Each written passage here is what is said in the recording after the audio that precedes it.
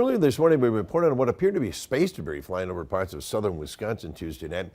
Reports are coming out that it's a dead Starlink satellite coming back into the Earth's atmosphere. This video taken by a viewer in Beaver Dam shows red streaks flying across the sky about 9 o'clock last night.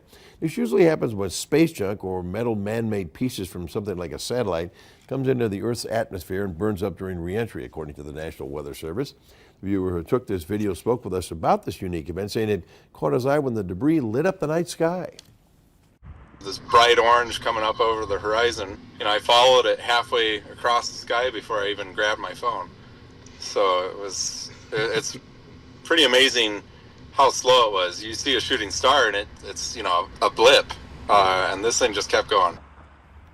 Sightings were reported across the Midwest. People in Michigan and Illinois shared seeing similar occurrences in the night sky.